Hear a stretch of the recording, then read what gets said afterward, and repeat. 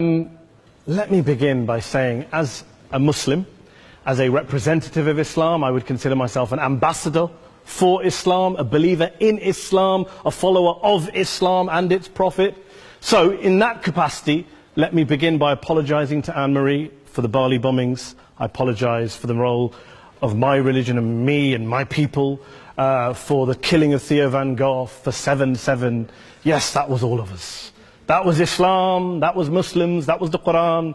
I mean, astonishing claims to make in the very first speech tonight, on a day like today, where the Conservative Prime Minister of the United Kingdom is having to come out and point out that these kind of views are anathema. And I believe you're trying to stand for the Labour Party to become an MP in Brighton. If you do, and you make these comments, I'm guessing you'll have the whip withdrawn from you, but then again, UKIP's on the rise, they'll take you, the BNP, they might have something to say about your views. This is what Mehdi Hassan always does. By the way, just on a factual point, since we heard a lot about the second speaker, about how backward we Muslims all are, on a factual point, you said that Islam was born in Saudi Arabia. Islam was born in 610 AD. Saudi Arabia was born in 1932 AD. So you were only 1,322 years off. Not bad? Not bad start there. Talking of maths, by the way, a man named Al-Khwarizmi was one of the greatest mathematicians of all time, a Muslim, worked in the golden age of Islam. He's the guy who came up with not just algebra, but algorithms. Without algorithms, you wouldn't have laptops. Without laptops, Daniel Johnson tonight wouldn't have been able to print out his speech in which he came to berate us Muslims for holding back the advance and intellectual achievements of the West, which all happened without any contribution from anyone else other than the Judeo-Christian people of Europe. In fact, Daniel David Levering, the author of the Pulitzer Prize-winning historian and author of The Golden Crucible, points out that there would be no Renaissance, there would be no Reformation in Europe without the role played by Ibn Sina and Ibn Rushd and some of the great Muslim theologians, philosophers, scientists in bringing Greek texts to Europe. As for this being our university, I will leave that to the imagination as to who is our and who is there. I studied here too. An astonishing set of speeches so far making this case tonight.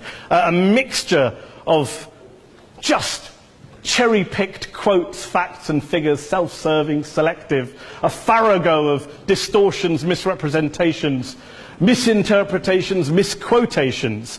Daniel talked about my article in the New Statesman, which got me a lot of flack, where I talked about the anti-Semitism that is prevalent in some parts of the Muslim community, which indeed it is. Of course, I didn't say in that piece that it was caused by the religion of Islam. In fact, modern anti-Semitism in the Middle East was imported from, finish the sentence, Judeo-Christian Europe, where I believe some certainly bad things happened to the Jewish people. In fact, Tom Friedman, Jewish-American columnist in the New York Times, told me in this very chamber last week that he believed, had Muslims been running Europe in the 1940s, 6 million extra Jews would still be alive today. So I'm not going to take lessons in anti-Semitism from someone who's here to defend the Judeo-Christian values of a continent that murdered 6 million Jews.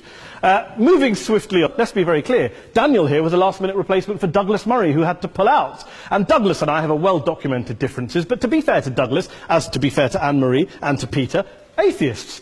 Atheists see all religions as evil, violent, threatening. What the problem I have with Daniel's speech is that Daniel comes here to write this robust defense of Christianity, forgetting that his fellow Christians, people who said they were acting in the name of Jesus, gave us the Crusades, the Spanish Inquisition, the anti-Jewish pogroms, European colonialism in Africa and Asia, the Lord's Resistance Army in Uganda, not to mention countless arson and bomb attacks on abortion clinics in the United States of America to this very day. I would like a little bit of humility from Daniel first before he begins lecturing other communities and other faiths on violence, terror and intolerance. But, no thank you. Some water. But I would say this, to address the gentleman's very valid point here, I'm not going to play that game. I don't actually believe that Christianity is a religion of violence and hate because of what the LRA does in Uganda, or what Crusaders did to Jews and Muslims in Jerusalem when they took back the city in the 12th or 13th or whatever century it was.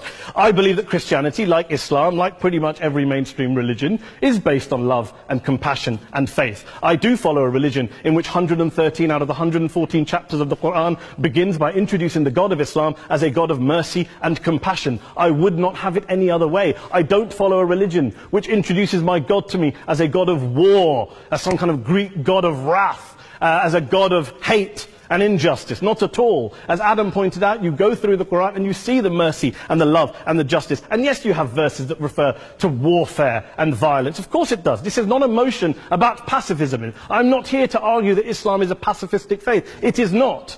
Islam allows military action, violence in certain limited contexts. And yes, a minority of Muslims do take it out of that context. But is it religious? We talked about Woolwich. Daniel and Anne-Marie have suggested that it's definitely religion that's behind all of this. Well, actually, what I find so amusing tonight is we're having a debate about Islam, and the opposition tonight have come forward. We have a graduate in law, a graduate in modern history, a graduate in chemistry, and you know, I admire all of their intellects and their abilities, but we don't have anyone who's actually an expert on Islam, a scholar of Islam, a historian of Islam, a speaker of Arabic, even a terrorism expert or a security expert or a pollster, let alone to talk about what Muslims believe or think. Instead, we have people coming here, putting forward these views, putting forward these sweeping opinions. Listen to Professor Robert Pape of the University of Chicago, one of America's leading terrorism experts, who, unlike our esteemed opposition tonight, studied every single case of suicide terrorism between 1980 and 2005, 315 cases in total. And he concluded, and I quote, "There is little connection between suicide terrorism and Islamic fundamentalism or any of the world's religions. Rather, what nearly all suicide terrorist attacks have in common is a specific secular and strategic goal to compel modern democracies to withdraw military forces from territory that the terrorists consider to be their homeland." And the irony is, when we talk about terrorism, the irony is that the opposition and the Muslim terrorists, the Al-Qaeda types, actually have one thing in common. Because they both believe that Islam is a warlike, violent religion. They both agree on that. They have everything in common. Osama bin Laden would be nodding along to everything he's heard tonight from the opposition side. He agrees with them. The problem is that mainstream Muslims don't. The majority of Muslims around the world don't.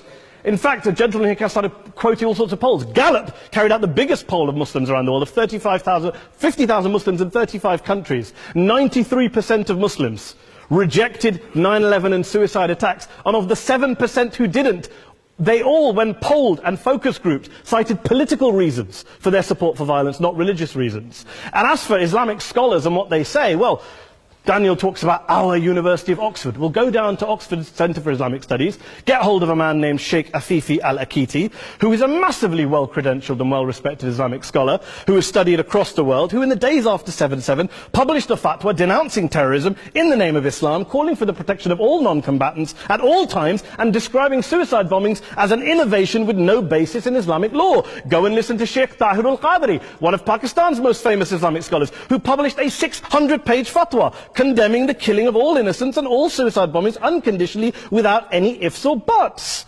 There's nothing new here. This is mainstream Islam, mainstream scholarship, which has said this for years. You don't go out and kill people willy-nilly in the high street or anywhere else, on a bus or a mall, based on verses of the Quran that you cherry-pick without any context, any understanding, any interpretation, or any commentary. Islam. Anne-Marie comes and scares us with her talk of Sharia law. I would like to see the book of Sharia law. It doesn't exist. People argue over what Sharia law is. And you empower the extremists by saying there is only one version. You empower them all. I don't believe you took any interruptions, Anne-Marie, so I think you should stay there for a moment. Here's what we're dealing with. Here's what we're dealing with. I took your point.